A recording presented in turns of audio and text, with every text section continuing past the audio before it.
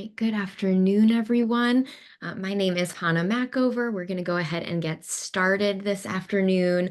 I am a program officer with the Baltimore Children and Youth Fund and have supported with the development of the pre-application technical assistance offerings.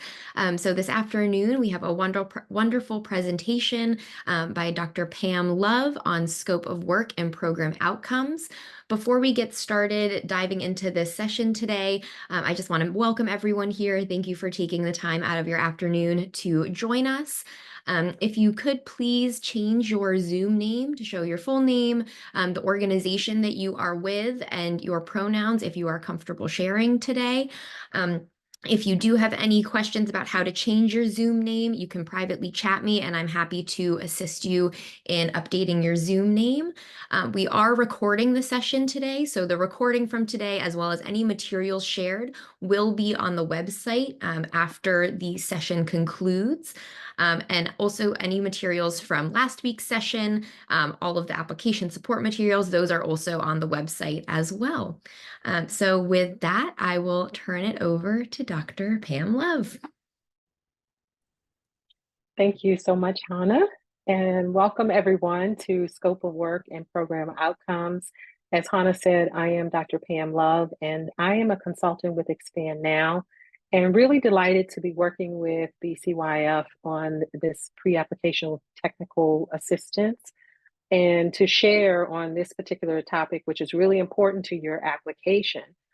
Also want to thank Alicia Lee, and the entire team for all of their hard work on this, and for their commitment to children, youth, and families. So I want to share a few things with you. I hope that you will have pen and paper available if you don't have access to the slides. Take some notes. There will be an opportunity for questions, and we're also going to take an opportunity to go into a breakout group so that you can answer some questions.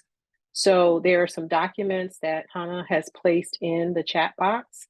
And so I want you to make sure that you have access to those, at least you can see them, so that when you go into the chat or into the breakout group, you'll be able to utilize and answer those questions, all right?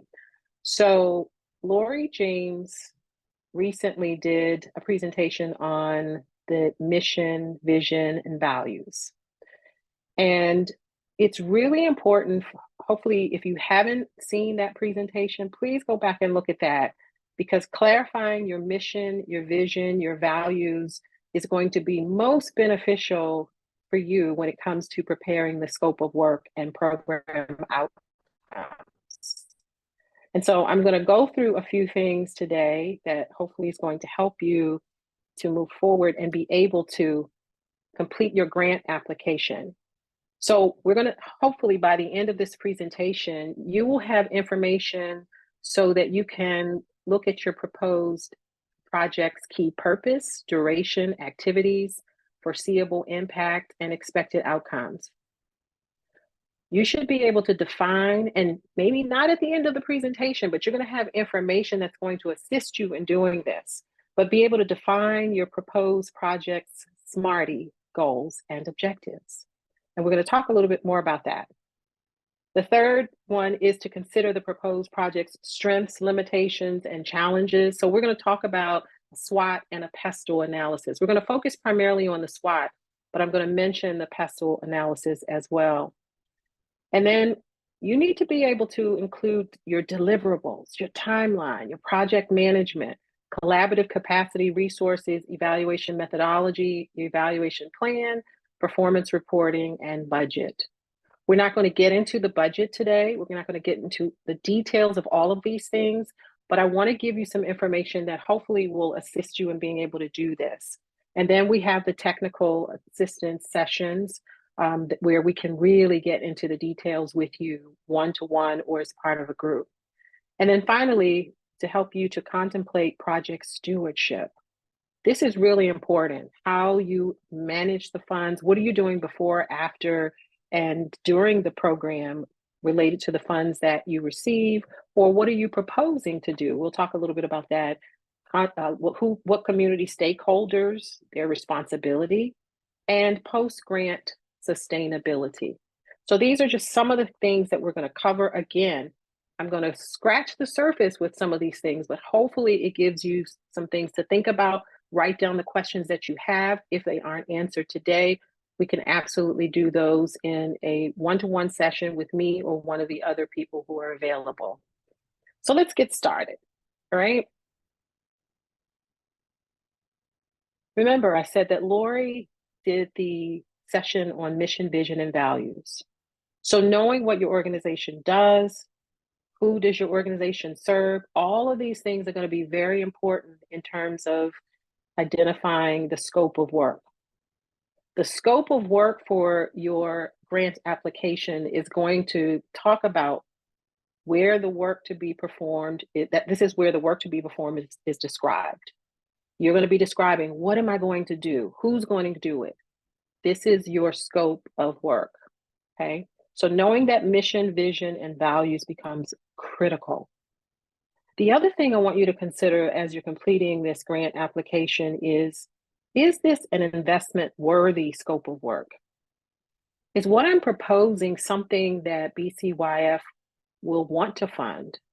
Will the people who are evaluating this particular grant application say, oh yeah, this is something that we need to invest in? And not just because it's a great idea, but because it's been presented well, okay?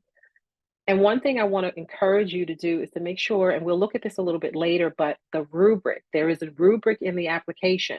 Before you submit your grant, you want to be able to look at your responses and compare them to the rubric to see where you might fit in. Now, you're not the reviewer, but make sure that you or someone, it's always good to have another set of eyes for someone to be able to look at what you've submitted, what you proposed, or what you're proposing, and how does that match against the rubric?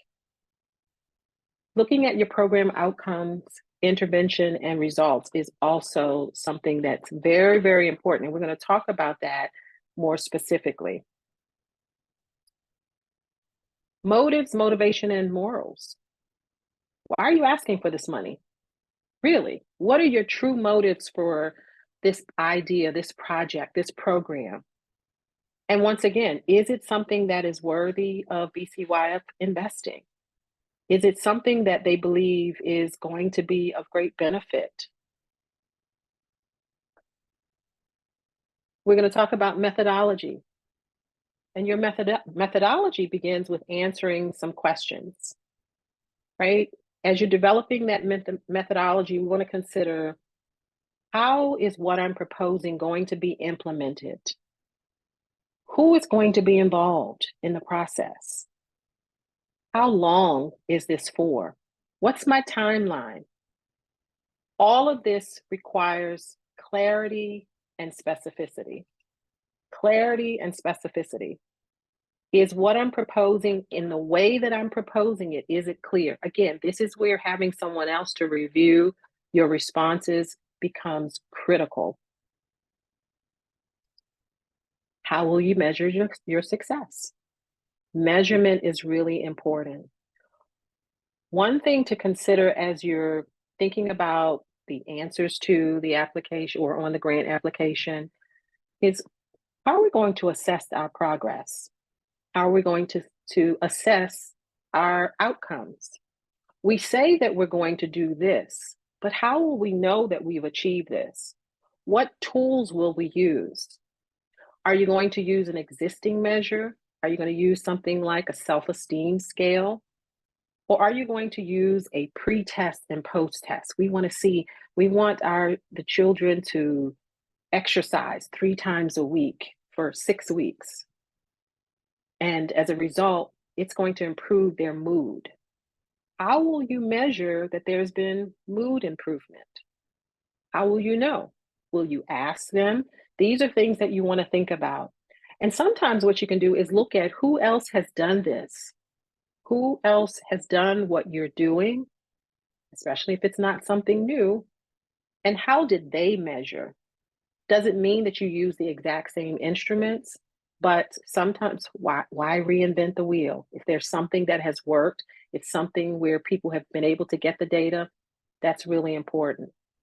You might want to be able to count the number of times that someone has attended the program. How will you measure that? How will you track that information?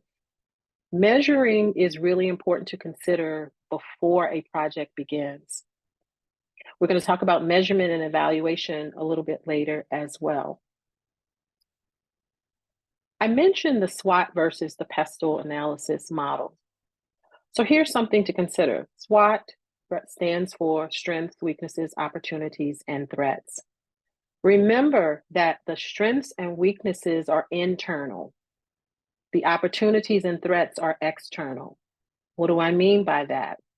So all of these things affect current and future operations for you. So when you think about the idea or the project that you have, think about what strengths does our organization or does our program or our team, what strengths do we have? Sometimes asking other people can be very helpful. They can give you that answer. But you should also be able to identify some of the strengths. Maybe it's the experience that you have. Maybe it's the training that you have. Maybe it's the resources. What about weaknesses? Maybe you don't have the training. Maybe you don't have some of the resources that you need internally. So think about your strengths and weaknesses. Remember, strengths and weaknesses are internal. Opportunities and threats are things that are external to your program, organization, or project, right? So particularly the organization. Opportunities, for instance, are there opportunities for collaboration, partnership, the use of volunteers? Is there some program that has come available, a building where we might be able to host our program? Is there a recreation center? Whatever it is, what are the opportunities? Again, this is external. And then thinking about threats, what are those things that could really affect your project? Things like, is there a pending legislation that would change the time that we could meet for specific programs? For instance, is there a curfew in Baltimore City? And we're planning to take kids out, and they might be out after 11 p.m. This means that we're going to need to make sure we have adults or parental support, certain things like that. So is there any legislative issues that you need to be aware of? What about competition? Other organizations, other people who are doing the same thing. Now, just because someone else is doing it doesn't mean you shouldn't, but you want to look at what's going to differentiate me from some of the others, or what do I have that could be better? This is where you start looking at your strengths and weaknesses, because you match your strengths with the opportunities, strengths with threats, weaknesses with opportunities, and weakness with threats. Okay. So what are some of those things? Rising cost of transportation. You don't know what the cost could be because you understand that some of the organizations may be going up, or there may be a strike or something. So just consider, based on what you are proposing, what the potential strengths, weaknesses, opportunities, and threats might be. What you do with this information, though, is you look at all of this. Now, going into the PESTLE analysis. PESTLE is often used for businesses, but can be used for different ideas and projects. And here, what you're doing is really looking at some of the external factors that may influence what you're trying to do. What are the political factors? Economical, social, technological, legal, and environmental. All of those things you can filter into your SWOT analysis as well as opportunities, threats. So take a look at all of those things. Using that information, turn them into strategic goals. Based on what we know about our strengths, based on the idea that we have for this project, based on what we know about our weaknesses, what are we going to do? What resources are we going to need? What collaborations would be helpful or partnerships would be beneficial in order for us to be successful with this project? So these are some things that you want to think about. So then, as I mentioned, you're going to develop goals, objectives, and strategies. Once again, as you think about questions, there may be some things that come up as I'm sharing some of the information. Write down your questions, and we will have an opportunity to respond. So your goals, state what the program intends to do and accomplish. What is it that we're hoping to accomplish? Your objectives are more specific. They have quantified targets that represent steps toward accomplishing the program's goals. Okay. So these are some of the things that should be part of your objectives. Then there's the strategy. How are you going to accomplish what you say that you're going to do? We say that we have this great idea. We've identified the objectives, they're quantifiable, they're measurable, and we're going to talk about SMART and SMARTY goals in a second. But how are we going to do this? I want you to think about this. And when we go into the breakout session, you're going to have an opportunity to answer some questions using one of the handouts that's part of the resources, so you can begin to really think through some of these things if you haven't already. Some of you may already be very clear about what you want to do, but remember, have someone else to take a look at it so that you can make sure that it's clear to someone else. One of the things that I found in reviewing documents is that people will identify goals, they'll have their objectives, and it will be clear to you. But when someone else reads it, it's not really clear. And that's what you want to be able to make sure that the person who's reading it is clear about what it is you're saying you're going to do and how you intend to accomplish that. What's your strategy? So let's look at SMARTY goals. Many of you are probably familiar with SMART goals, but there are 2 letters that have been added, 2 ideas that have been added to this, and I want to talk just a little bit about it. But as you're developing your goals, make sure that they are SMART. Now, it's interesting because we often say SMARTY goals, and it's the goals, but it's really the objectives that are SMART, because the goals are usually broad and vague, right? Or I should say broad, not vague, but they're usually broad. It is the objectives that are really SMART, but still the objectives emerge from your goals, if that makes sense. So you identify the goal, and then you identify the objective, where the objective is really what is SMART. So you want to make sure it's specific. Make sure that it is measurable, attainable, relevant, time specific. And here are the 2 other things that are included: inclusive and equitable. This is important to BCYF. And so you want to think about, is what I'm doing, am I being inclusive? Am I being equitable in the way that we're going about this? Am I including individuals that are aligned with the organization's principles and BCYF's priorities? Am I excluding people from the community that might be important to be part of our advisory board, or maybe it's the service providers, people who are going to be teaching the lessons, people who are going to be coaching or doing whatever it is that you're offering. So you want to be able to think about this, and more specifically, here's a question for you to ask when you're thinking about whether or not your goals the goals that you've stated are inclusive. How will you include disproportionately affected people into processes, activities, and/or decision making in a way that shares power? How? So maybe it's not explicitly stated in the goal per se, but at some point it should be clear. It should be clear that you're being inclusive. You are going to describe the demographics, who the providers are, or who the staff will consist of. And so in some part of this scope of work, you want to make sure that there's language that communicates inclusivity. And then equitable. Here's a question for you to ask. We know that equitable and equal is not the same, right? If you've ever seen that diagram where the person There's a little boy and a man that's standing on a box to see over a fence. They have the same size box. Imagine that, same height, and both are standing on the box. Who do you think is going to be able to see over the fence if it's a tall fence? A man standing on the higher box, right? But when it's equitable, the man has a box that's a certain height, and the little boy has a box that's a higher height. Now it's equitable. Both of them are able to see over the fence.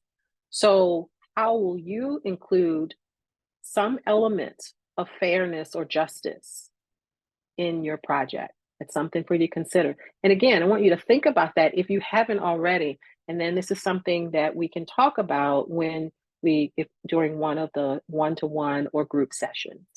Okay. And here are some quotes that I found about why SMARTY goals matter. Take a look at this for a second. The second one, let's be clear, SMARTY is not about tokenism. The difference is power. SMARTY goals embrace the idea of power with others in a way that shares power, shrinks disparity, and leads to more equitable outcomes. These are 3 different quotes that all communicate why SMARTY goals matter. And I want you to think about that. Now, let's go to an example of a SMART goal, and then we're going to add the SMART part. Here's where you get to participate. Here is an unclear goal. What is missing? If this was going to be a SMART goal, and I want you to type this into the chat box, what is missing from this specific goal? What makes it unclear?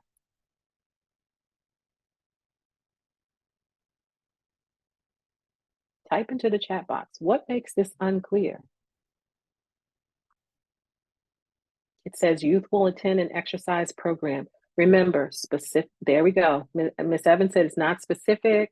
I see someone, who are the youth? Where will the programming take place?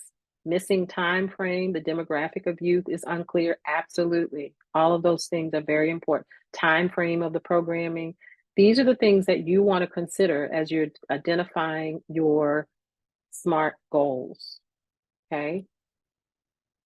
And so take a look at this. Between October 1, 2024 to December 31st, 2024, 15 youth will attend our exercise program at least 3 times per week for 6 weeks. Okay. Is that better? Yes or no?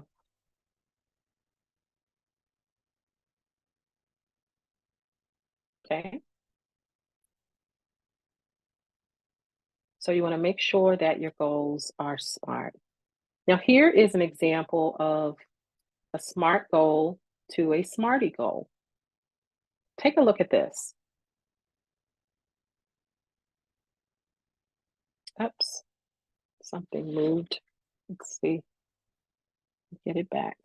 There we go.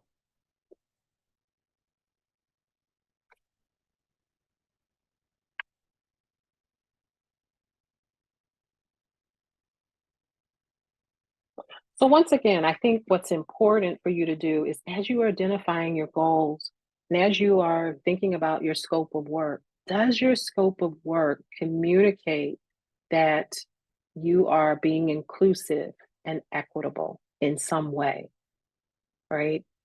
Do your goals reflect that in some way? Or does the language that you use throughout your scope or some part of your scope of work communicate inclusivity and being equitable? That's what you really want to think about. Okay.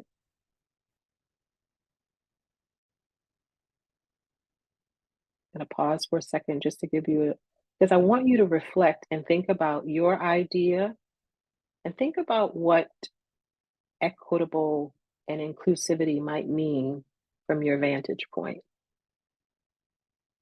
How can you be inclusive? And I want you to write that question down. What makes what you're planning to do and how you're intending to implement it inclusive? What makes it equitable?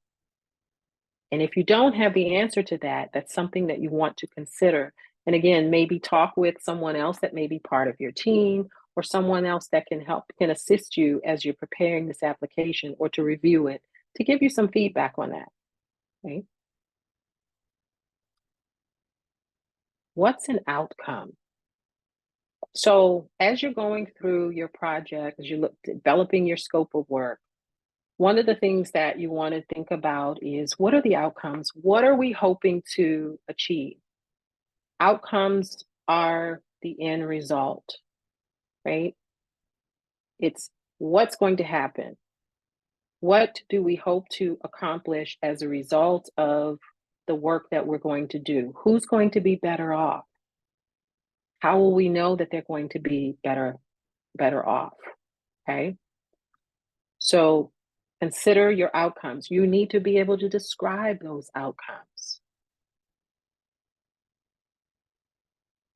Did your program achieve its desired outcomes? What did the people who receive your program services experience and learn?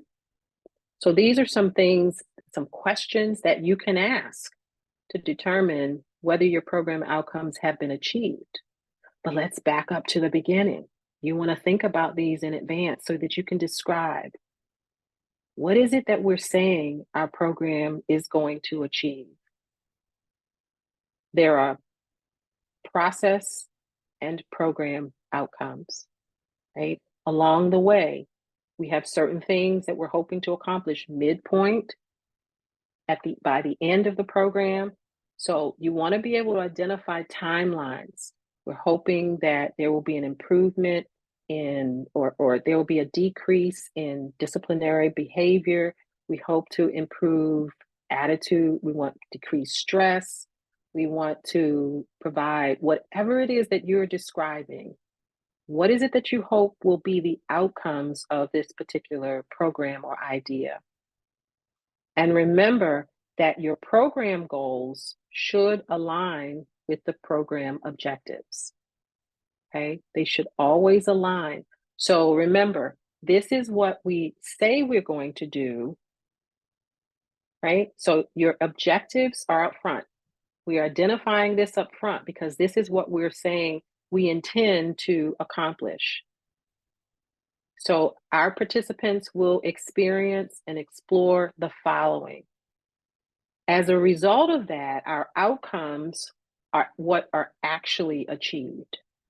So your objectives are intended, but you want to make sure that what you are describing in terms of your process, what you're going to put in place, the timeline, all of those things lead to what you're hoping to actually achieve.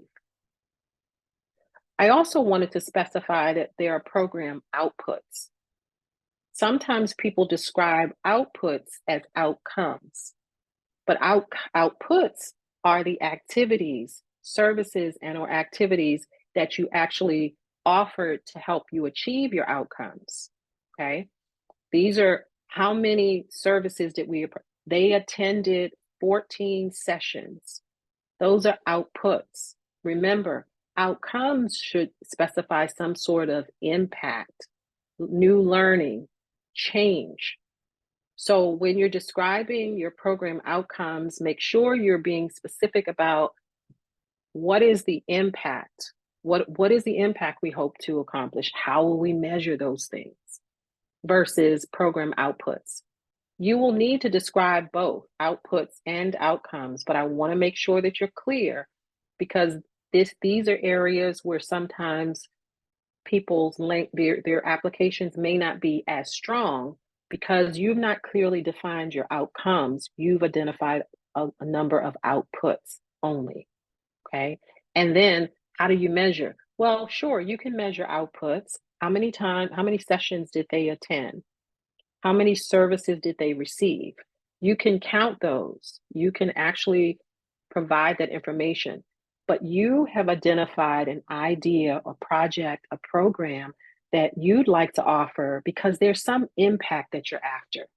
You're hoping that the people are going to be, the youth, the children or the youth are going to be better off in some way.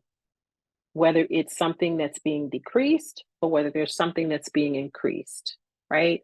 Decreased number of incidents of bullying behavior, increased mood, positive attitude. What is it that you're really looking for? And so I wanted to show you on your application, there are some areas, and this is just a sample of some of the questions where you're going to have to identify outputs. How many youth programs does your organization operate, right? So during the program, if you're funded, you have to look at how many do we operate? How many programming sites do we have? So for this particular grant, you may say, we're going to have 2 sites, we're going to have 3. How is it delivered? You have to identify that specifically, and it may be different at different sites. So you want to consider that. Is one site going to be virtual, another site in person? Where does your program take place? And these are just some of the locations. There's some others that are listed in the application. Okay. And then these are scope of work questions on the application, which that is part, all of this is part of the application, but this is specifically related to the scope. Who's participating? Please make note of your word limit. One of the things that I found to be very helpful is to type into a Word document. For those of you who use Word, and it's been interesting to find that there are some people who still use Word Perfect. I didn't even know that was an option.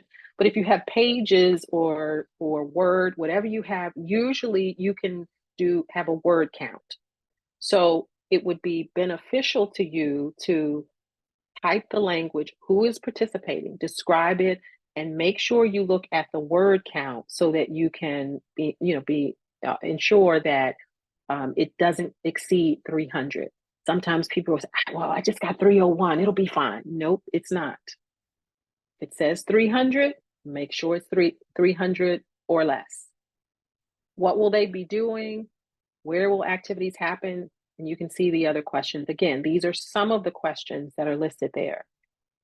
Notice one of the questions is, what are the expected outcomes for youth participants, and how will your participants grow through this program? Make sure when you have questions like that you answer both parts of the question. What are the expected outcomes?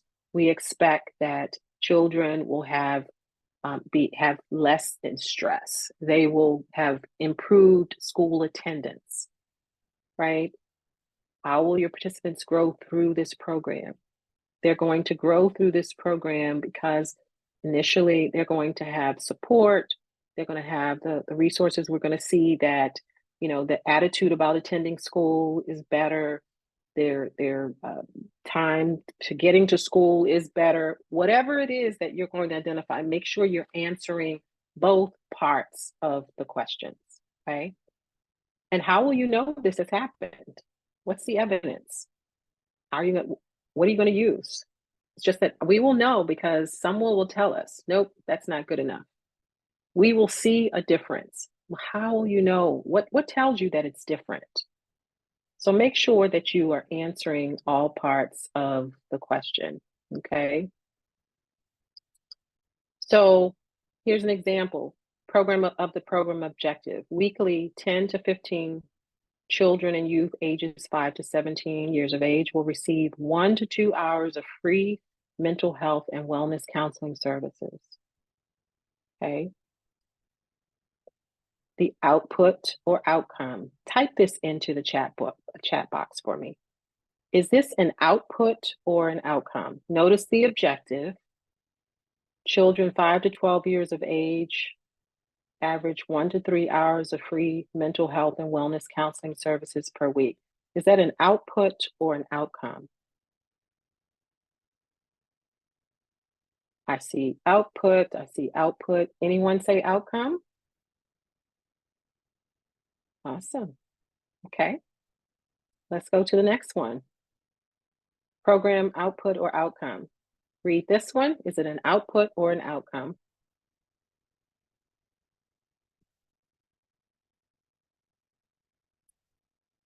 I see outcome.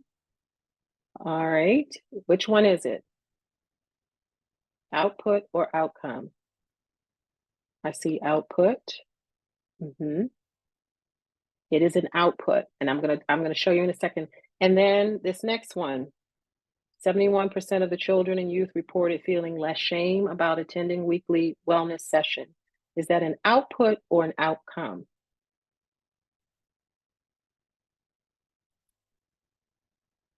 I see outcome. Yes, that is correct. And then finally, 63% of the teens now rated their mental health wellness as first or second priority.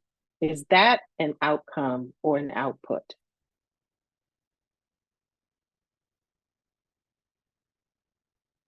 Mhm.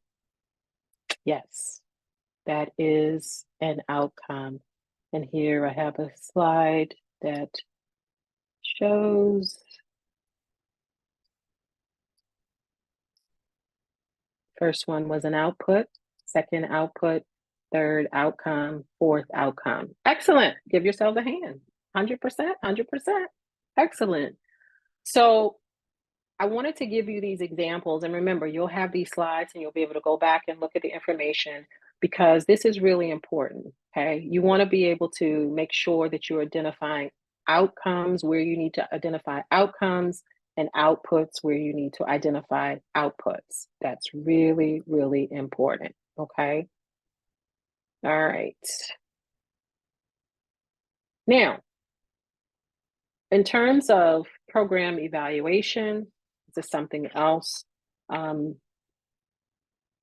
Program evaluation is really about monitoring or investigating, documenting, and being able to publish the effectiveness of whatever your program's intervention based on your program's design.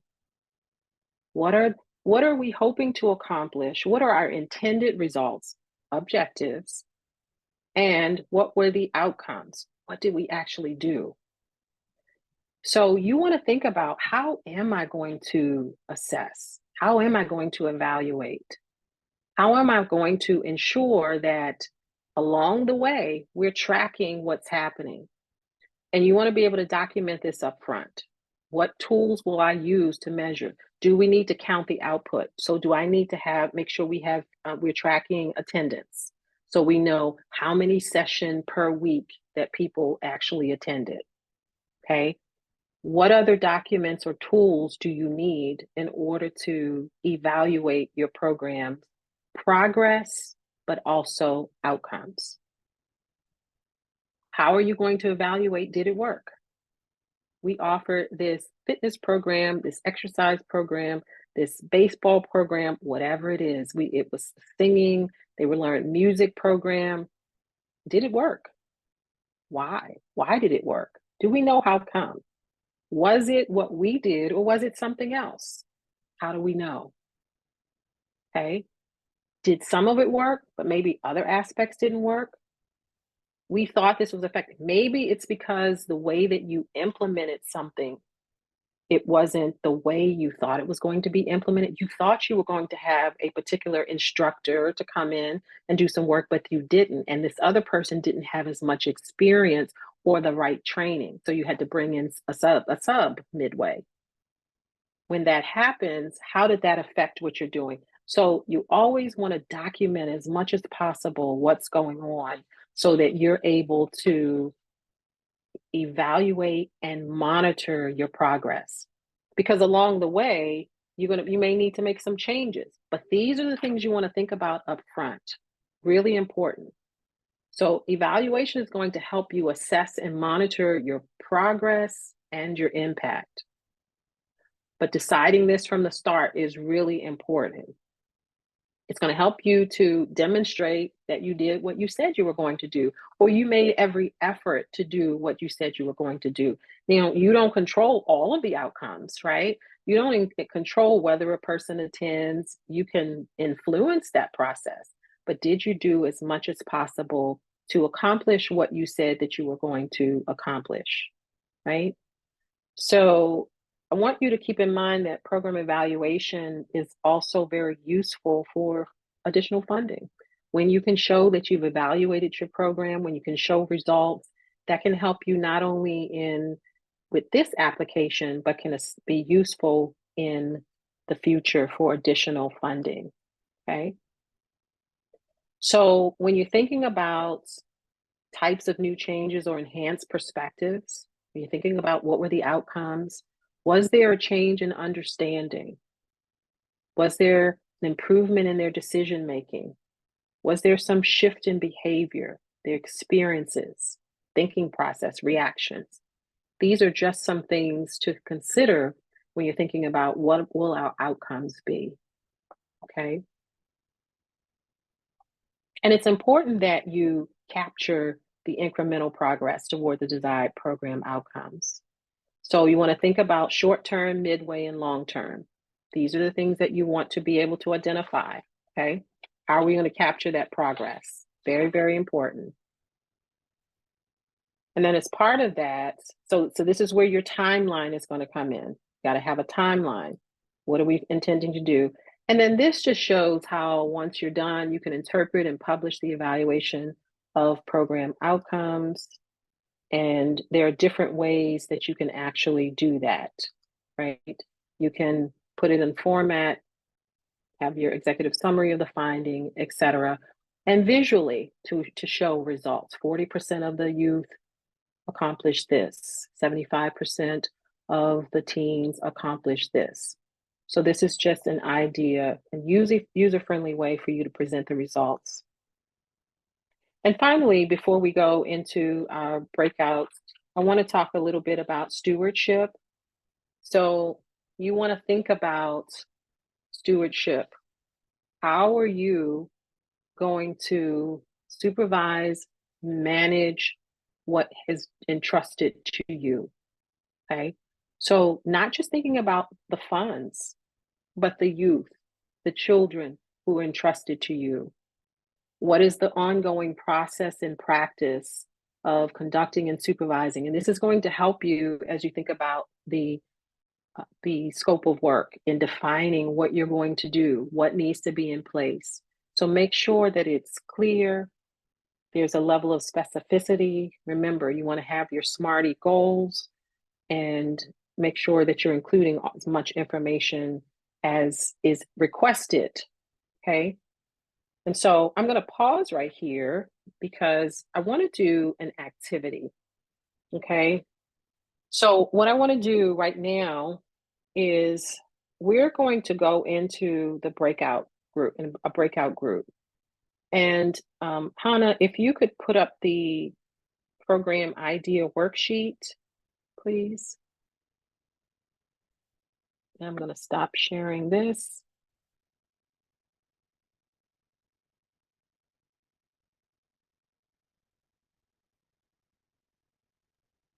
I shared the worksheet in the chat. Did you want me to share it another way?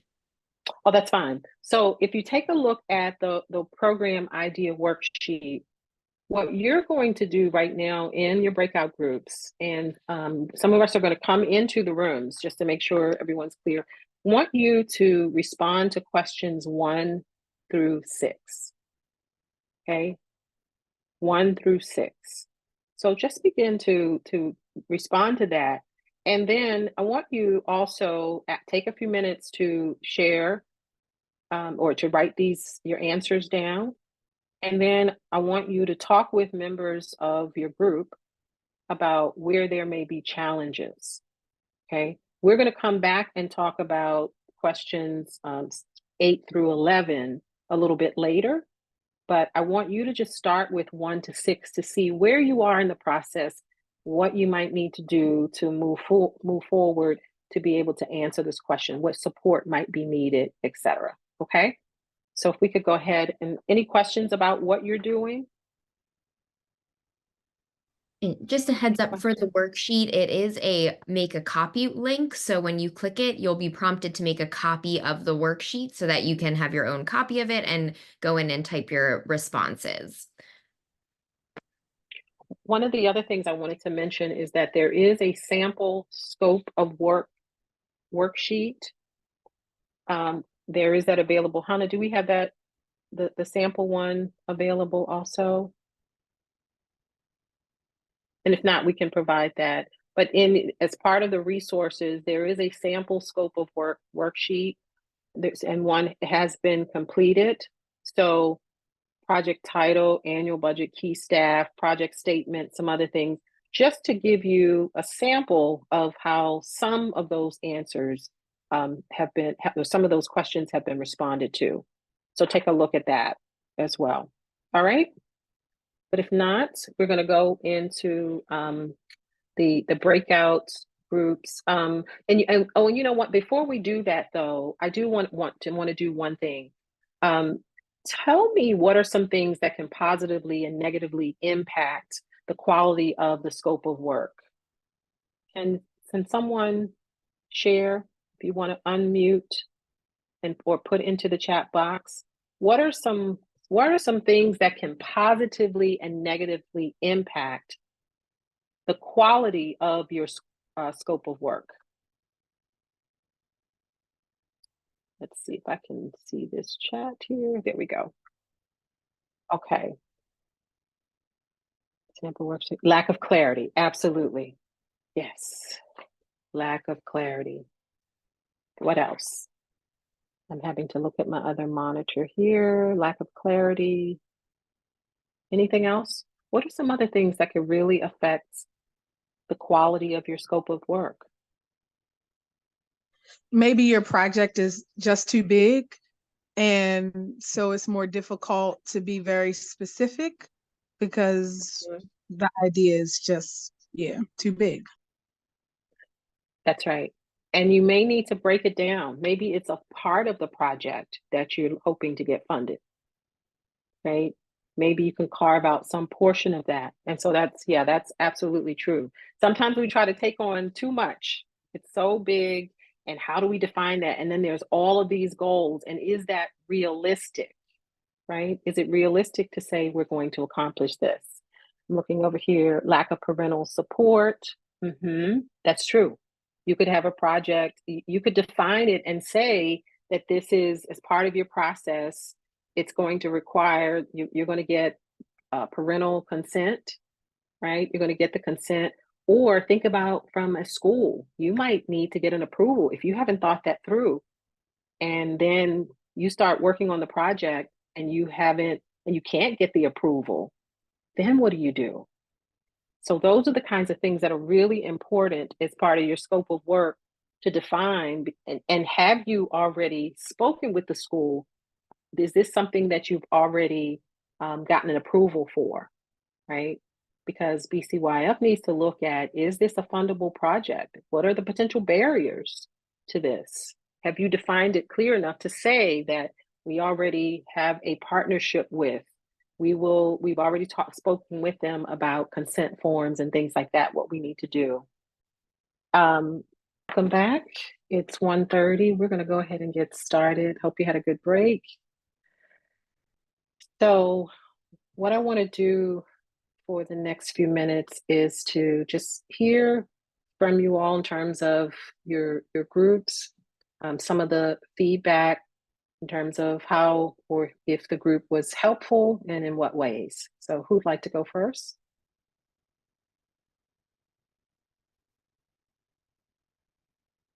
Anyone want to share? I will jump in here with our group. We actually had an opportunity just to have dialogue with the first few questions there. And so it was exciting to hear the different areas that everyone is connected in. So that was actually really, really good of what they're looking to do and sort of where they are, the interest, the passion really came through with what everyone was sharing.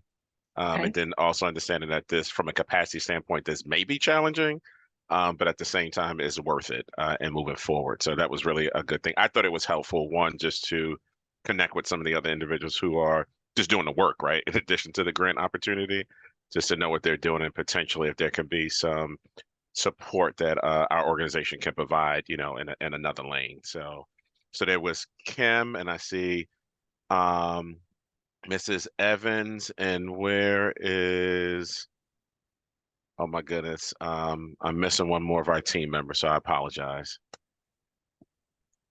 Okay. Thank you. Thank you for that. So, but it was beneficial just to share and hear about the different projects. Did it provide, so you mentioned the word capacity, which is really important, everyone. You really want to think about, in terms of your scope of work, what is the capacity that you currently have?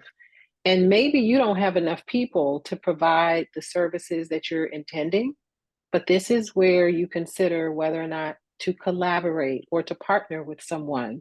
Sometimes some organization is already doing some of the work and they're willing to partner with you. But really think that through. And there's some other resources related to collaborations and partnerships. So you want to take a look at that, because just because it's an option doesn't mean it's a good option. Sometimes it's a great option, but sometimes all partnerships, you really want to think about that. So think about when you are identifying your scope of work, what is it that I intend to do? What is it that we hope to accomplish with the funds that come with this particular grant?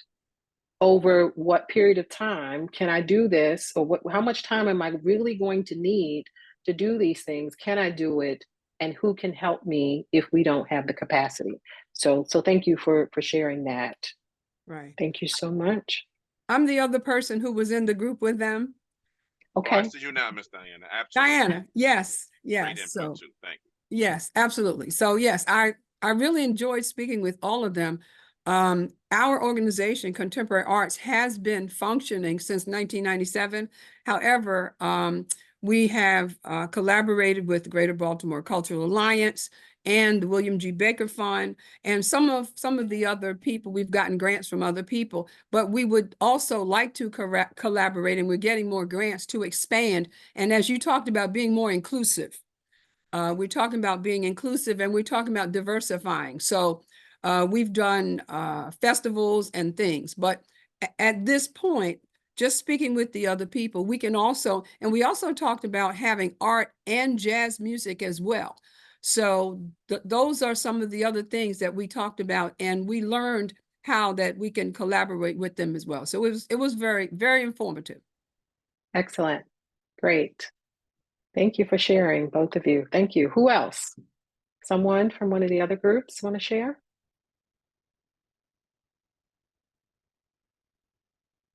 Anything? All right. So remember, as you're developing your scope of work, really do think through these questions. And what are your project goals? That was question number 8, right? What are the project objectives and your outcomes? What experiences, resources, expertise, capital, space does your agency have to execute the project? So remember, you want to be realistic about capacity, about outcomes. Can we do this? Do we have the right people? Do we need to collaborate or partner in order to do this? Are we trying to take on too much? Have we written this out or spelled this out very clearly? So again, reading the application, go through those questions multiple times. And remember, some questions might have multiple parts. So in that case, you want to make sure, did I answer both parts of the question? Okay. And so if we take a look at the program idea worksheet, we had you to go through numbers 1 through 6, right? So if you take a look at the other questions, right? If we go from 8 through 11, and we could do 7 as well, but 8, what are your project goals? What are your project objectives? The next one really should be, what were your project outcomes? Because it says action results achieved. So outcomes for number 10. But here's one I really want you to think about. Who and how many staff and volunteers will you realistically need to execute the project successfully? All of these things you should think about up front. Don't think about it after the project is underway. How many people do you realistically need? And this is where talking to other people can be helpful, because you may say, oh, I can do this.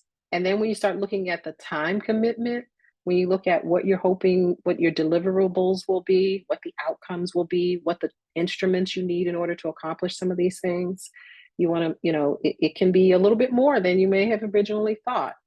So this is where having someone else to read through your application can be very beneficial. And again, not only to make sure that you're writing out your goals, that they're SMART goals or SMARTY goals, but also that it makes sense. All right, it needs to make sense. So for instance, Hannah, if you could put up the rubric, please. As part of your application, if you go to the document that's been provided, there's a document that says grant application, okay? And as part of that, you're going to see a rubric, okay? Make sure you look at this rubric before you submit your application. And it's helpful if you go through this as you're completing the application. Okay, so if Hannah, if you'll pause for right there, scroll up just a little bit. So look at the section that says scope of work. Scroll up a little bit for feasibility. There you go. Scope of work, program activities. Notice it says 500 words or less. Make sure that you're meeting those requirements. And look at the questions here. So who's participating? What will they be doing? Some of the same things that you see on that worksheet. Okay, so take a look at the idea worksheet, look at the sample scope of work that's been provided, because it gives you not just the categories, but it gives you an example for those different, just for some of the headers. But as you go through this rubric, you want to make sure that you're fitting into accomplished.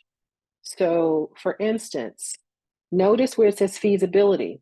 If you go over to the 1, 2, 3, 4th column, it says yes, project activities, participants, and timeline align with project description and outcomes. This is what the reviewers are going to be looking at, because the question was, do the project activities, participants, and timeline align with project descriptions and outcomes? You don't want to be on the end. Look in the last column on the far right that says, no, there is not enough information about the project activities, participants, or timelines to gauge feasibility, okay? Sometimes people think they have fantastic proposals, and the evaluator said, but they didn't give us enough information. So get some clarity around that to make sure that you don't get rated on that. We don't want any of you to get rated on that particular column, okay?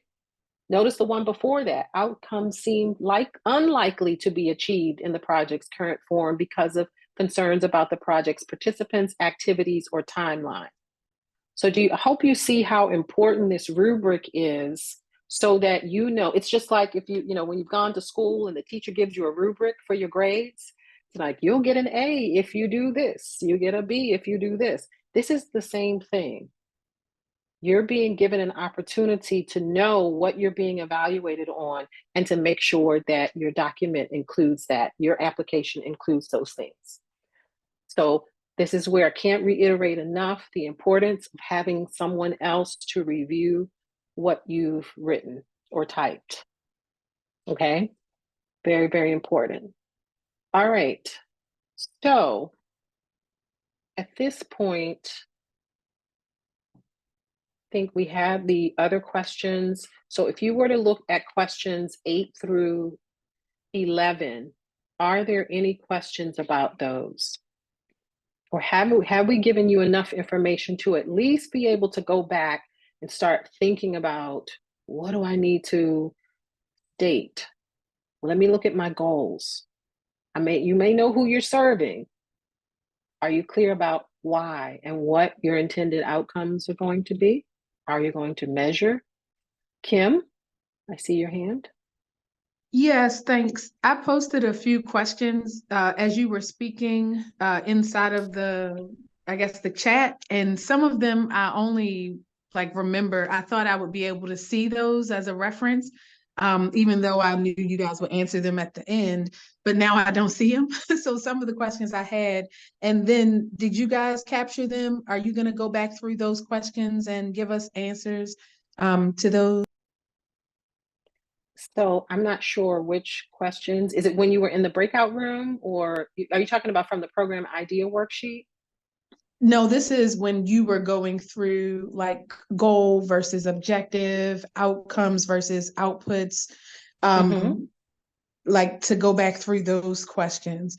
Like I know that when you initially started, you talked about goals, and then you talked about a Smarty goal that was more specific, and we did that analogy. And so it looked more like an objective because it was so specific, and I thought goals were more vague. And so I had a question about that, like what's the difference, or could you give another example? And then I also wanted to know about inputs. You didn't really mention that, like when it comes to the evaluation piece or just identifying the population. Do you guys want numbers? Do we have to tell how detailed? Do we have to overview the population that we're serving? Are there links that you guys want us to reference, or do we have to cite, for the population that we serve? And then my Okay. last question.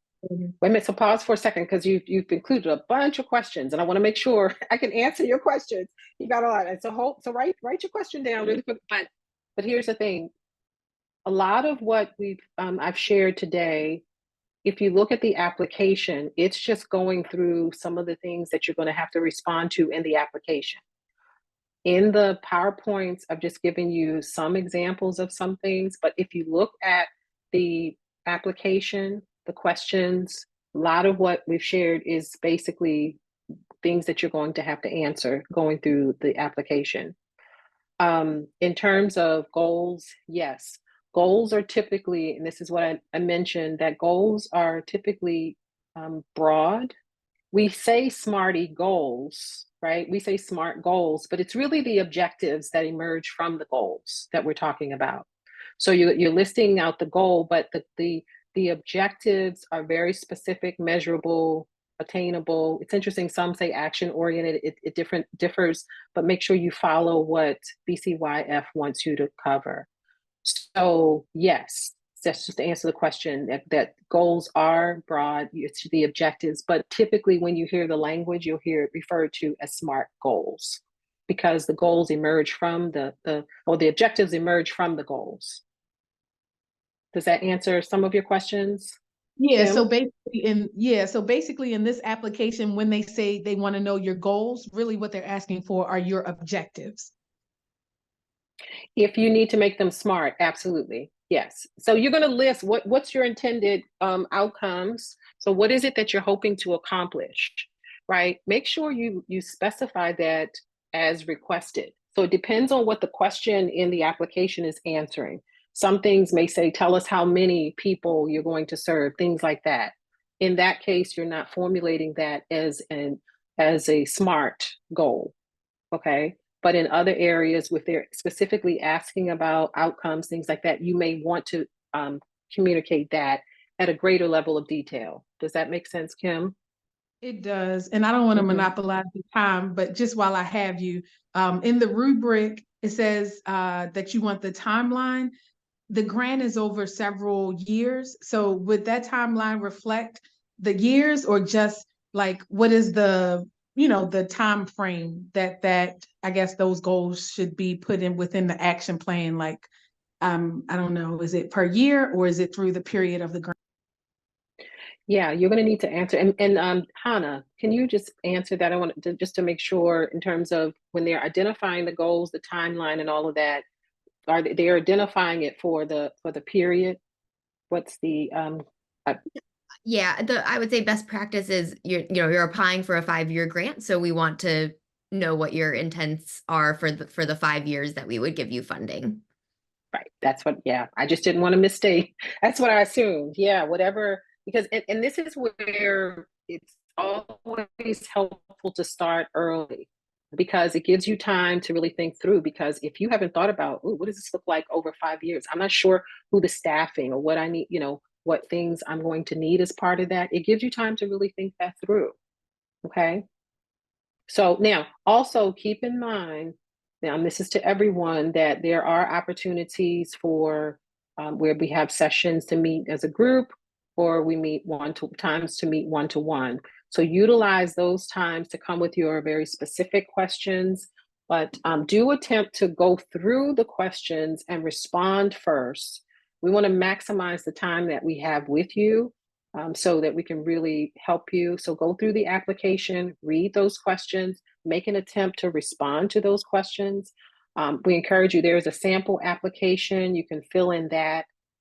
You want to be careful about putting your answers into the actual form and, and just save it. But it's better sometimes if you put it in another document, a Word document, and respond so that you can make changes and have someone else to review it. Okay. And that way, again, you can also check the word count. Any other questions?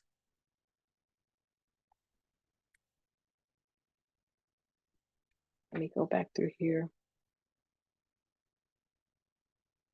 Okay, I just saw the question. Do we have an opportunity to upload? Yeah, you will only be asked to upload documents that are required for your application. Yes. So definitely go through, read through the entire application, read through the rubric to see what's needed. And I see a question, can we get a link to the sample application, please?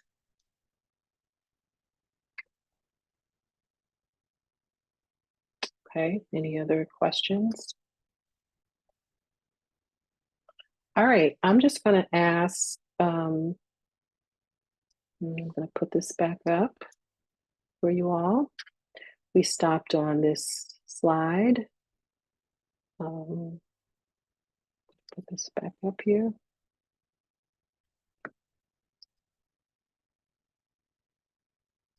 We did our activity. And so takeaways, right? So I'd like to put in your chat box, what's been one takeaway for you from today's session? What's been one takeaway for you from today's session? Let me see if I can see this.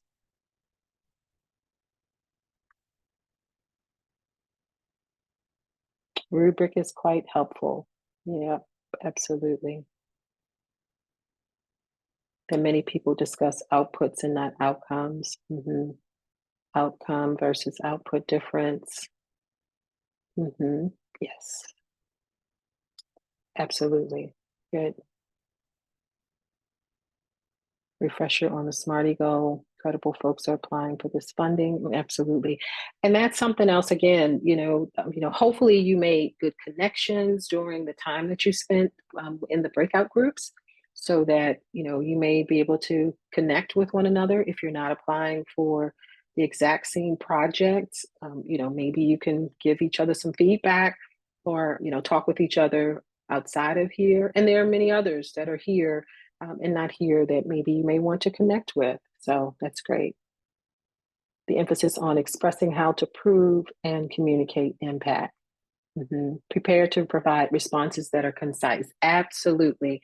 I remember I used to teach research, and when I first was taking research, I had a professor or a mentor who said, if the house is green, say the house is green. It's like, what?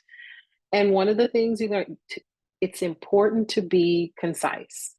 That sometimes we want to say the house down the street by the store, around the corner. So when you are writing, when you are responding, ask yourself if what you've included is necessary. Really important. Is this necessary? Is what I've included as part of my statement, is that really necessary? Does it help to explain what we're trying to do? Does it help to communicate what the outcome will be? Or is it just fluff? Is it just some additional details, which is now taking up my word count?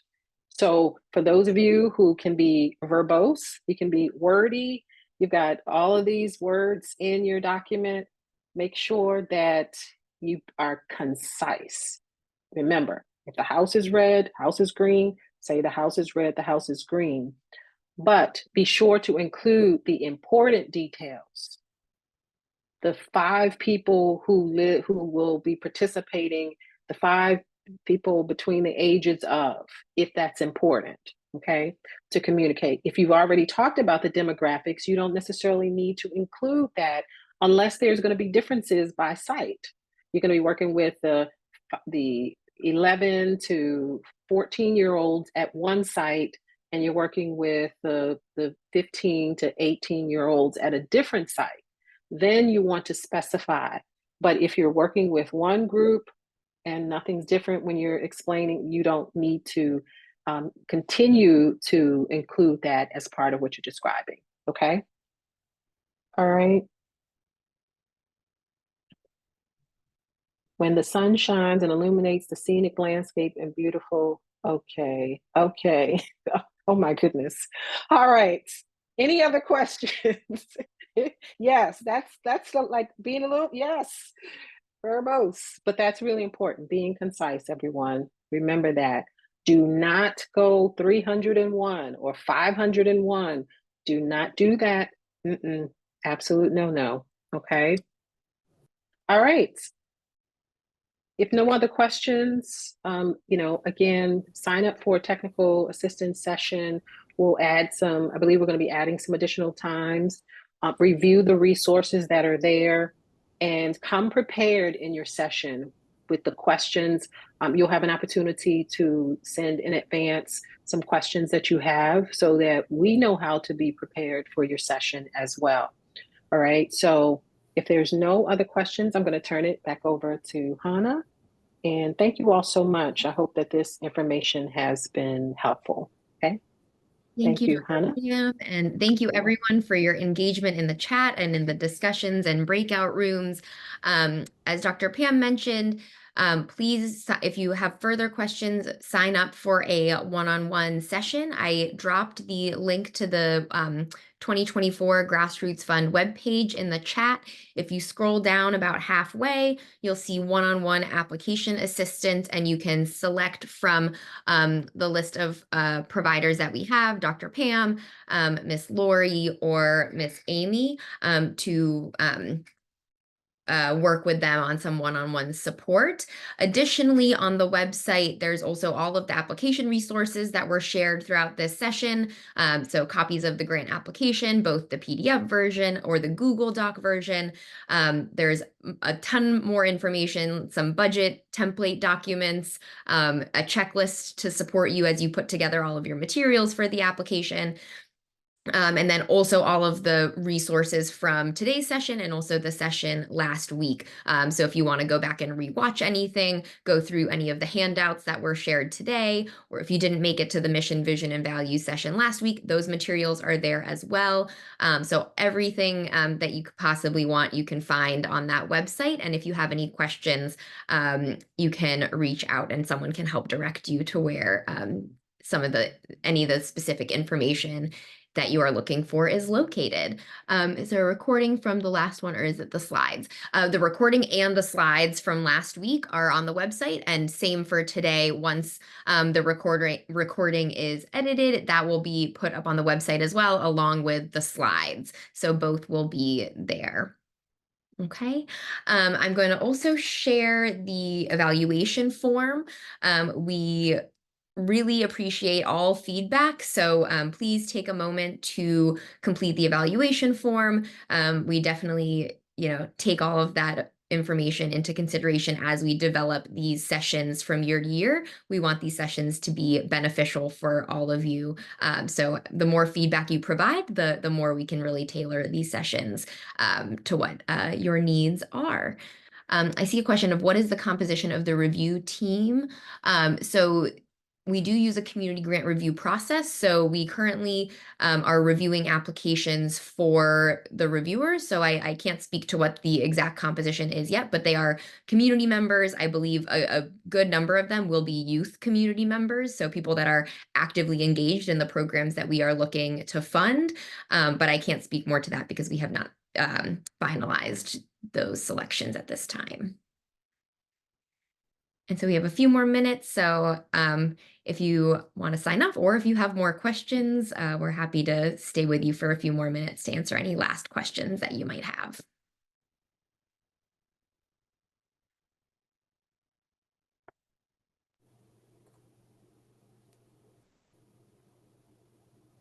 This is Jennifer McCloskey. I couldn't get myself unmuted or videoed and all that fast enough. Just wanted to see, we have a one-on-one session booked with Dr. Love next week, I think it is. Great. And we are actually on the second draft now of our application. And I was wondering if it would be okay if we just shared either the core questions or the entire application for feedback during that meeting? Yes, and I think what would be helpful, if I haven't already, you'll get a notice with a form. Include if there are specific areas that you need to be reviewed, that you have, or Okay. that you're not clear about. Okay. That would be helpful. Okay. Okay. And then submit those specific areas essentially Yes. back to you. Yes. Okay. Sounds good. Mm-hmm. Thank you. You're welcome.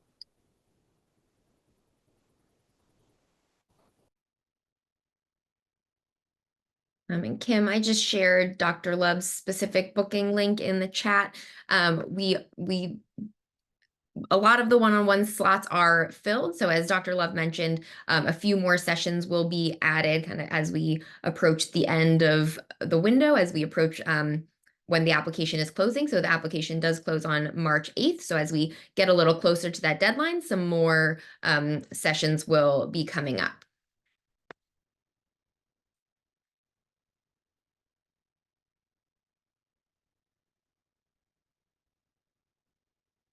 And if there are any other questions, you can feel free to unmute or share them in the chat. Well, where will those additional times for one-on-ones with Dr. Love be posted? On the website, we would go there? Yep, so it's just one calendar link for each of the providers. So if there are any additional sessions added, they would be on that same link. Okay, the one that you provided in the chat. Correct. Thank you. And everyone, let me just say, for now, if there are other time slots and that work for you with some of the other technical assistance providers, please sign up, because they are, competent, they're excellent. So everyone who is providing assistance would be able to respond to your questions. So we don't want you to hold up and wait, but if there are slots that are available, do know that they are just as competent, and even more so, they'll be able to answer your questions and give you good feedback. Question. How do you access the link, or did you put it in the chat for the other technical assistant professionals? Yep. So again, all of the resources you need are on the 2024 Grassroots Fund website. So I just dropped that again into the chat, and I'll share my screen quickly. If you're on the website, if you scroll down, you'll see this header that says one-on-one application support. And then there are all three of our providers, and each of the red text, those are links to take you to their booking calendars. So again, you could schedule with Lori, Dr. Pam, or Amy. I think Amy has the most session availability at this moment, so she would be a good one to see if you can get some time with her. We are hoping to add some more hours, but I'm not sure exactly when those will be. So my recommendation is to find a slot, even if it's not with Dr. Love. I know she's amazing, but as she said, all of our providers are great and will be able to answer your questions. And if more slots come available that work with your schedule, that's great. But I would highly recommend finding something that's available because they do go quickly. All righty. Thank you so much. Appreciate you guys. I'm gonna jump off. Thank you.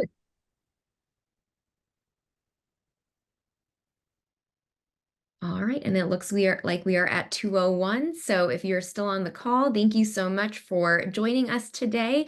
And we hope to speak to you soon.